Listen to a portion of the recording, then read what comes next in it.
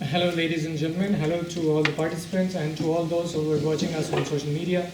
I am Haseeb Shahid from OsloMet as an exchange student, and I bring it to you one of the most heated debates of the current era.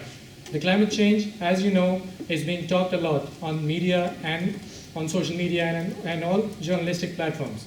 So today we have a panel of academia as well as some international students. So I'll first introduce our panelist, Mr. Andreas, who is an associate professor at OsloMet, and he is taking a course on global warming and journalism. We have Ms. Karoline, who is also associate professor at OsloMet, and she is taking a course on facts and fiction. And then we have Mr. Syed Saqib from Pakistan, who is assistant professor, and he is planning to design a course on global warming and journalism and to present it to the Pakistani students. We have two international students, Karoline and Maria. So starting with you, Professor Andreas, as you know that this is a lot in the media that global warming is increasing day by day, and then the IPCC reports as well, and especially after the United Nations General Assembly session where we saw one icon, climate change icon, Greta Thunberg as well. But despite of all these talks, despite of all these media coverages, the things which are causing basic harm to the climate are still going up.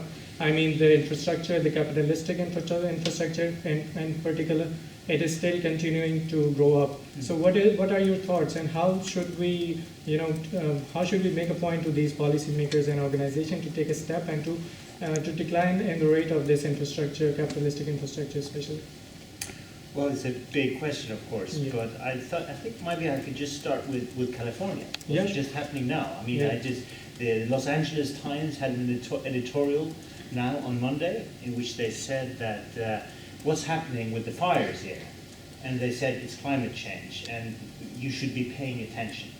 And that in itself is a shift, because even as there's been an increase in floods, in warming and so on, you cannot take for granted, whether in Pakistan or in Mexico, that you relate each and every incident to the phenomenon of climate change. Yep. Many times, I've read one analysis a couple of years ago, and there were floods in November all over the planet, and they were all discrete stories about floods, and almost no stories about connecting the pattern.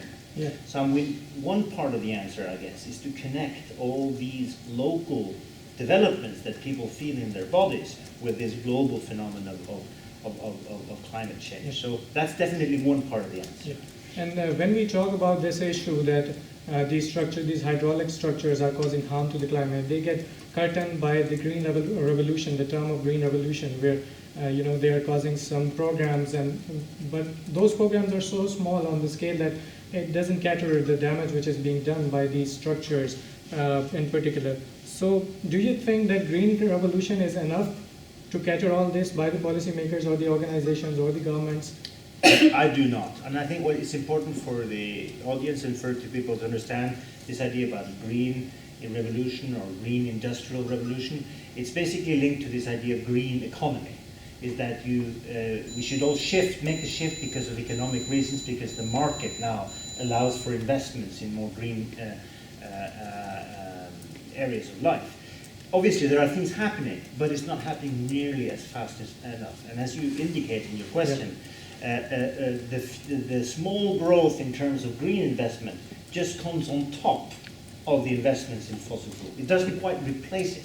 Yeah. So the idea of green revolution is not really a revolution, because it doesn't really change the overall pattern of investments. It's just a kind of small increase of green on top of all the rest of it. Just one statistic. I mean, there are more electricity being developed out of coal since 1985 until today. Than compared from the beginning of the Industrial Revolution until 1985. Exactly. So while this talk about the Green Revolution goes on, there's an increase even in that most harmful of the fossil fuels, coal. Yeah, and talking about Pakistan, like these small countries or developing countries have been exploited a lot by the imperialistic powers or colonists. So we had our own natural system to power our agrarian economy, and that was the Indus Basin Delta. But it was replaced with artificial canal systems, which have now resulted in causing one part of Pakistan the part of Sindh, and it is converted into a desert.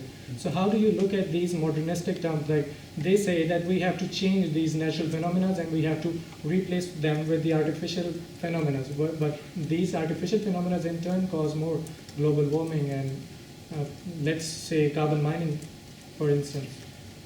Well, if what you're aiming is at as the development of agriculture or kind of pesticides, the replacement of exactly the fertilizers. That version of the green revolution, which is basically about industrial farming. That is a slightly different kind of topic from the climate change transformation in terms of energy source. But obviously, there's a big problem with some of the pesticides and the patent rights that some of the Monsanto and other companies have. They will get the basmati rice, they will get the patent out of it, and they will replace traditional farming and so on. So there's no wonder that it's in countries like India you have come up with the term ecological imperialism, in which this idea about growing green in reality becomes another way of exploiting people in the global south. So this is obviously a big topic, but it's a slightly different topic from the climate change topic. Coming to you, ma'am, Karoline, the conservative media is in a continuous state of denial of this climate change perspective, and they're writing articles about, and they're saying that these scientists are just exaggerating the matter and there's nothing such on. How do you look at it and how do you relate it with the fake news thing? Yeah, it's also a big question because I think a big challenge in the kind of information, the high choice media environments that we live in now, is who do people trust to be, to inform them about particular issues. And that's interesting both in terms of what kind of sources do people choose, but also looking at who produces information and how do they try to gain authority to be listened to. And a lot of these disinformation campaigns and fake news, you can see that there are some links between particular issues and people that are skeptical of climate change, for instance. Also critical towards immigration. So there's this room for these kind of alternative news sites or these information campaigns from the right, and because there is an audience there. So that is obviously, it poses some kind of critical questions in terms of how journalism should face this, and how to kind of deconstruct these information campaigns. And we know that you call it conservative media. And there are some research that show that you have this kind of climate deniers network, that distribute information. It could be people, politicians that have some kind of political interest in it. It could be people from different kind of fossil industry. It could be researchers that are not really experts on the topic. So it's a very kind of complex thing and very difficult to. It's like an information war in a sense. So it becomes kind of very politicized. In terms of the news produced about it, information produced about it. So it's a worrying sign, I think. So another relevant question to that is who do people trust? And you can see that the trust in the what is called the mainstream media or the established media is also falling quite a few places, even though I must also say it's very difficult to measure trust. It really depends on what kind of questions that you pose. So there are a lot of elements there that are also relevant for the climate change debate.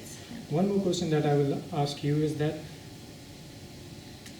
the media, when it covers something on climate change, it gets cut by the advertising industries, because when they say that certain media, certain larger firms are doing something which is going against the climate change or global warming, their funding or the advertisement is cut off by those companies, and then media has to fake a little bit, or journalism has to come and play, and they have to build some fiction around it to cover that that state of denial and to please those who are funding for the ads, because advertisement is, after all, the backbone of media industry. How do you look at it? I haven't really. I mean, obviously, advertising money is very important for commercial media. And what kind of what kind of impact it has on those producing journalism.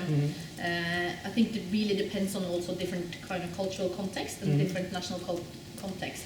So, you know, and to what degree journalism is kind of independent from the advertising money. From another point of view, you know, I mean, there can also be advertising incentives to also start these kind of other types of media, you know, that we know have an audience, and that just definitely can be advertised by these kind of sources. So on the on the other side again, you know, there's also these campaigns that say that if you want to get rid of like disinformation campaigns, you also have to go to advertisers in terms of not advertising on these sites, but also of course it kind of depends on, exactly, what kind of advertising we're talking about. But how, you know, these kind of things also are framed in the media. I mean, I think professional journalists would be very shocked if you said that they would fake information because of the advertising, because it says something about the journalistic role, you know, that you are autonomous and that you are independent. So I would be kind of careful to also go that way. I think it's much more a problem of the disinformation that is created on different kind of news sites that it kind of exists outside of the journalistic kind of center, or maybe not. I mean, if you've seen the US, for instance, it's very different. Probably you all have stories from different countries, which differ from the Norwegian context that I know best. But So it is not about the journalism only that we are in a state of denial. It is about the audience as well, because when we talk to journalists, they say that people are not in the state of listening to what is being said on climate. So I think there is a need of education, and for that education, Saqib is working quite hard, especially in the context of Pakistan. Mr. Saqib, you are designing a course on climate change and global warming. Yeah, I have plans to design a course on climate journalism, because according to a few recent surveys, I would like to quote, there's this recent survey which came out on October 25th, 2019. It's a survey conducted by Gallup, and this says that people's climate change information, or the climate change awareness of Pakistani audiences is very less. The discourse in the discourse in the public about climate change is very less, and for that purpose, I think there has to be a formal education. There has to be a formal training, so the journalists are trained to actually deal with all the issues that you just talked about, how to deal with advertising pressures, how to deal with getting information. Because what happens is in today's media, that our media is quite politics-centric media. So there are being another survey recently conducted suggested that 80 to 90% of the airtime is given to the political issues, and nobody really talks about climate change. And I think if we really want to have public discourse, so I think media discourse is important. But media is not going to do that unless and until we train the people to cover media, because media to cover climate change. And climate change, as you all know, is a special field. Obviously, is a specialized field. Not everybody can cover that, because it's difficult to understand the information, comprehend the information, and then represent in a simpler word. Those technical jargons are needed to be changed into the language that is easily understandable for people, and also then there needs to be a proper storytelling. I'm taking this course with Professor Andreas, Global Warming and Journalism, and there's one thing that I want to talk about is backyard and front yard that we learned. I mean, for that, I mean, it's a proper strategy. For example, localizing the events. For example, as a journalist, what you need to do is you need to localize the event. You need to contextualize climate change in the local issues that people face. Because climate change is an issue which is too big, which is incalculable. You can't really pretend about it.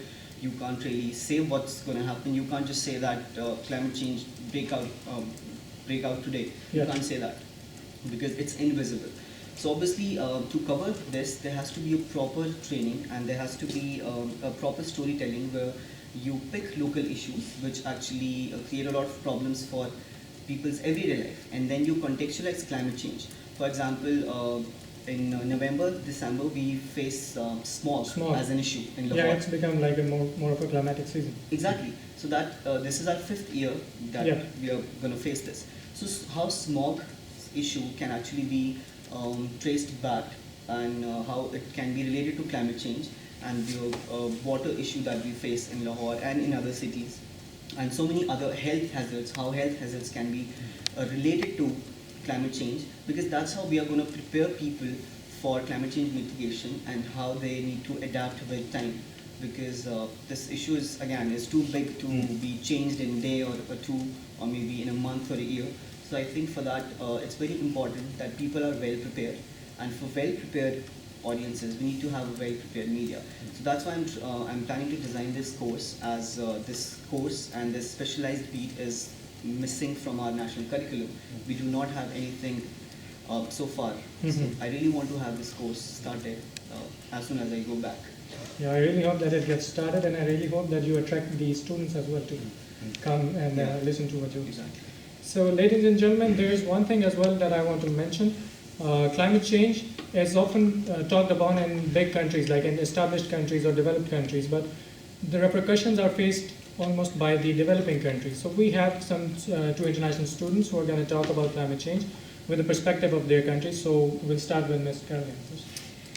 So I am from Mauritius, which is a small island state in the Indian Ocean. Mauritius is ranked among the 20 countries or islands with the highest risk of natural calamities. It is because we are a tropical island. We face cyclones, heavy rain, and extremely hot summers. In the recent years, we have had sudden heavy rainfalls, lots of flash floods, and quite a few cyclones. It is important for me to raise this, to discuss climate change, because if you look at climate change from three different perspectives, from the local population first, they cannot differ between climate change and the weather. They may be able to tell you that, okay, this year we have had more rain, but they cannot explain the reasons behind those. And this is an issue. Then we also have the media. The media is not really discussing climate change, and is not really expressing the consequences and the aftershocks of climate change. In 2013, we had sudden heavy rain, and 13 people unfortunately perished in a walking passage. The media raised the issues and explained and discussed the consequences of heavy rains and questioned the government and the policies concerning the environment, but nothing has been done since. Karoline, I'd like to cut it. Is there an environment ministry working in your country or dealing with these things?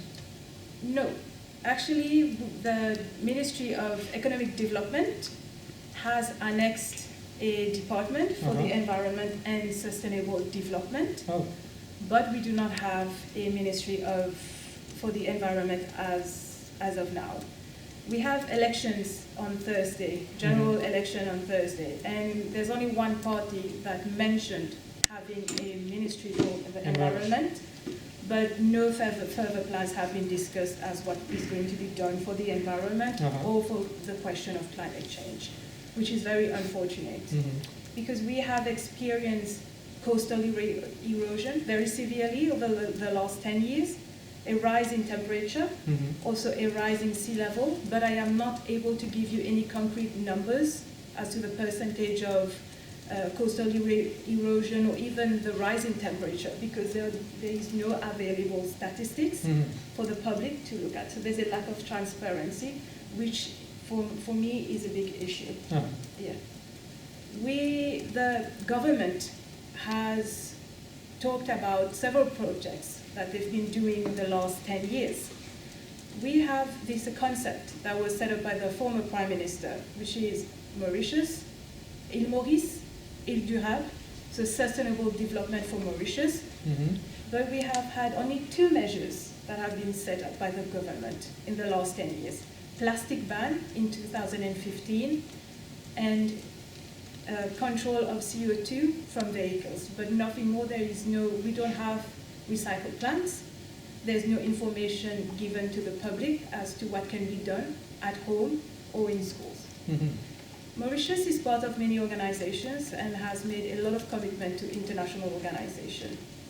For example, we have this project, the 21st Century Educational Program, which is to educate students about the environment and sustainable development. by including subjects such as recycling in geography, or the importance of geography and history, etc. So the program has been set up, but the schools have not really implemented the program yet. And I'm eager to see in 5 to 10 years to see what's going to happen with that. Yeah, we really hope that things will get better, and then the climate education gets like right on point, and Maria's as well. Coming to you, Maria, what is the situation of climate change in Colombia? Colombia is a really diverse country in many ways. So you can find, like, from the big city to the farthest and smallest countryside city, which means that the challenges that we have in there are totally different depending on the region and where you are looking at. We have like the mainstream kind of problems, you know, like plastic, pollution, emissions, whatever you want to mention. We have all of them, but something that media hasn't ever talked about, and actually that's why I want to bring it up right now, it's the deforestation in national parks. Every nation uses national parks institutionalization as a way for preventing some areas to be corrupted by X or Y problem, you know? But what is happening nowadays is that we have deforestation in national parks. But specifically speaking in Colombia, one of the main reasons why you have deforestation in Colombia is because of the cultivation of coca crops. That's something that hasn't been quite studied before. Actually, I studied it with a partner called Andreas back at home on my bachelor's thesis, and the problem is that you don't know how to measure. That was the same thing that I mentioned before. How to measure the coca crops, because they are illegal. So you don't have any. You cannot go there and count them because they're gonna kill you, or because you're not allowed to be part of them. And some of these national parks actually are not open for the public, but are like, I don't know how to call it, like big forests in which you can get lost, like in movies, exactly the same thing. So it's really hard to measure it. Normally what we do is map the different areas with satellite pictures, and depending on different colors and schemes that they have, the Ministry of Environment is one of the ones who track this. They know if they have deforestation, if they have some kind of crops, etc., etc. So basically, what is happening, and what we found in there is that out of 1 hectare of cultivation of this crop, you have 3 hectares of deforestation on the area. We are one of the main countries on forest biodiversity in the world. It's not just in South America, it's not just in the continent, it's around the world. And we have this not just in the south part, like in the Amazon part of our country, or in the north part, it's all over, it's spread on the country. So this is one of the main issues that we have nowadays, deforestation. And some statistics apart from the cultivation of coca crops, the 41% of the deforestation all around the country is by, how's it called, cattle raising and agricultural crops. That actually you cannot eliminate them because people are living from this, and it's part of the GDP of the country. Yeah, that is where the main conflict is, that it is a part of the GDP. So are there any movements against this, or what? A lot, but they are located on the main cities. It's quite complex because the activism on this climate change problems turns out to be more like a Western point of view, in which you see people like Greta, for example, in our countries. And that's okay, but that's quite urban, you know? It doesn't attack the main problem that we have in the country. And on the other side, we have indigenous and ethnic groups that actually defend the nature for different reasons, because they want to protect the fauna, or because that's part of the way in which they survive, and they have an economy, background, sustainability, way of living. But also it's because it is not clear how to attack each of the problems, since every single part of the country is so different. So you cannot have like a national policy that applies to everything, because it's really hard. It's is really really complex. Yeah. And recently we had this problem with the Ministry of Environment because they released some statistics in which they said that the reduction of the deforestation was something that actually was important to pay attention to. And then when they compare with other institutes that studied this, they found out that that wasn't the case. That actually, in some of the cases, the deforestation actually was increasing. So it's really complex. So that, ladies and gentlemen, is it. I think the main idea of this debate was to present what's happening all around the world with the climate change, to present it with the perspective of international students, and to present it with the perspective of academia. So we related climate change with the media and the role of journalism in catering this. So I would request Professor Andreas to conclude with, in a very short time, like, what is the ultimate solution? Like, should we use the social media to generate campaigns regarding the awareness of climate change? Or, like, what is the ultimate thing that the people should look up for? Hard question, but if I were pressed, and you are pressing me, I'll try.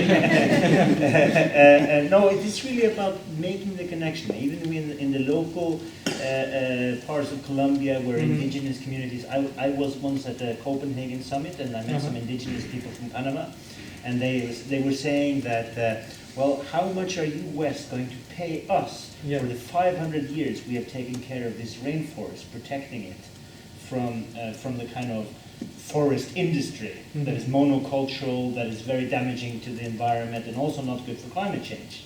And that was just so fantastic the way they put it, you know. So I mean, even in the sort of local fight that you might have to fight to protect a certain forest, in the local issue of the smog in Lahore and so on, it's difficult, but it's not impossible to make the connections, with what people can feel, and to create some sense of global solidarity over this, because this is the big problem. We have all sorts of local issues and problems, but yet we have a global emergency.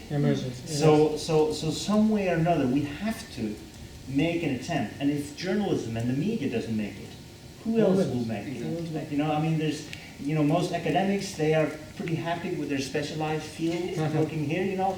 I've been working with people who are climate scientists, and they say, no, I'm not a climate scientist, I'm a geologist, I'm an oceanographer. You know, they even saying something general about climate change is difficult.